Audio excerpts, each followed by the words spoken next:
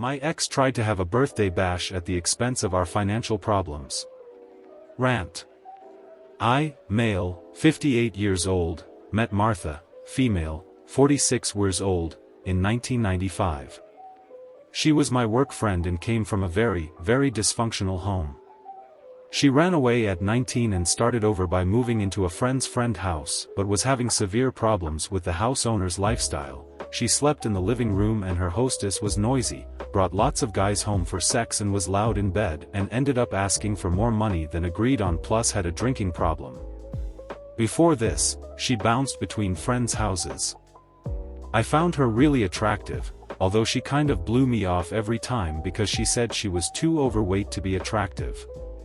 I was so head over heels for her that I would have given her the world. I was her close friend and confidant. I became her boyfriend and I was so happy to provide love and emotional security. I stood for her while she was bullied by a family member who showed up at our job. When she told me that she would have to move into a homeless shelter, I asked her to give me a few more days until I could rent an apartment so that we could move in together. Those were the most beautiful Christmas. I introduced her to my family and she became a huge part of my life. We didn't have money for a wedding, so I saved up and gave her an engagement ring with the intention of having a small wedding later on. Everything was great until 4 years into the relationship. She got fired from her job and was so depressed I told her I didn't mind if she took a couple of weeks to clear her mind until she was ready to look for a job. She got out of control, got really lazy and avoided going to job interviews at all cost. I found myself seeking jobs for her but she would just push all the info aside. I got a second job and her expenditure just spiked. I would get home to find lots of catalog purchases and mail packages from Martha Stewart style stuff. I went from asking her, to getting mad to begging her not to spend our money on crap. She would cry and immediately recall her family's abuse. I fell for it so many times. Red flag.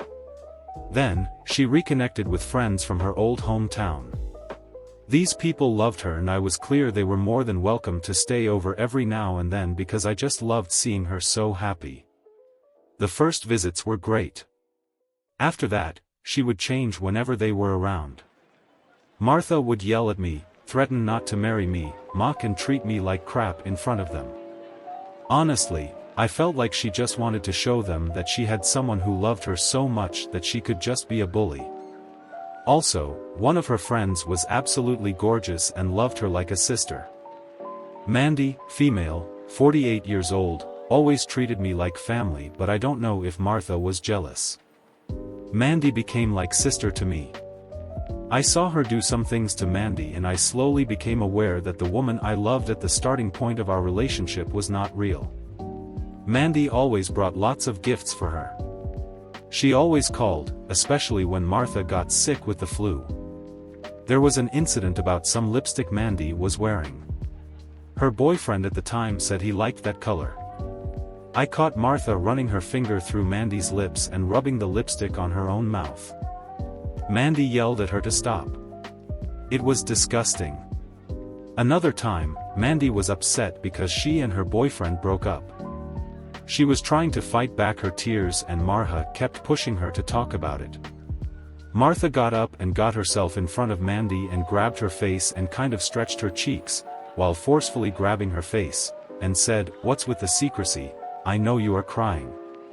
I felt so bad I just got up and said I was going for pizza because Mandy was embarrassed. I addressed it with Martha and because I found it humiliating. I began to lose my peace of mind. Martha would chase me around the house yelling and screaming if I didn't comply with whatever she wanted. The ups and downs made our situation very unstable. She didn't want to spend time with my family, nor wanted me to go visit. Whenever I got really upset and swallowed my anger, by staying quiet, she would have crying fits and faint. I told her I would call an ambulance next time and her fainting just stopped. The turning point happened when we had a small get-together with her friends. There was a Madonna song on the radio and she suddenly got passive-aggressive. Martha just jumped from my lap and pushed me aside. Then she got nasty. Martha slammed the bathroom and bedroom doors. Everyone was flabbergasted. She confronted me in the hallway because she knew that used to be a song I hated because it reminded me of my ex, something I told her when we were just friends. I was forced to promise her that all memories from my ex were magically deleted from my head. Then she turned around smiling and told Mandy, "He better learn." I caught her kind of smiling. Mandy shook her head and struggled to act normal. That was a huge blow to my trust. We still had fights over her spending habits. She had a job and paid for some expenses, but developed a gambling habit and would go to Atlantic City every week. I began to finally open my eyes. She was not a fiancé. She was an obligation. I've always felt like she chose me as her caregiver. I always tried to do something special for her birthday. That year was financially rough and I told her I would buy her a gift, but outings were out of the question. She said okay, but then took me by surprise when she said her people are coming over on the weekend because she planned a party. We couldn't afford it. Things got so bad for us we were eating almost half our usual meals, dividing a chicken breast into 2 portions, just to save money, and our refrigerator hadn't been filled and stocked up in months. Martha and I had a huge argument on the day of her birthday because she told me not to embarrass her, that her friends were coming over and that was that. Then she told me to be home so that the balloons could be delivered. At this point, we were yelling at each other on the phone. She was out to get the food. The balloon guy came in and brought some decorations and my mind kept going crazy because all that money could have gone towards paying a bill or something necessary. I grabbed my stuff and left. It wasn't a very easy decision, but I was depressed and drowning. I never saw a light at the end of the tunnel. I could row so much, but I never saw a resolution. My friend, Josh, who lived upstairs, knew about my situation and he really came through by helping me load all my stuff inside his car. I took the goddamn radio and the TV and some other stuff I paid for. Josh said she shouldn't have such a fancy birthday decor at my expense, so he popped all the balloons. I didn't care. The pain of being fed up and fatigued is something I wouldn't wish on anyone. I was so pissed I cancelled all the utilities and the ATM I gave her for emergencies.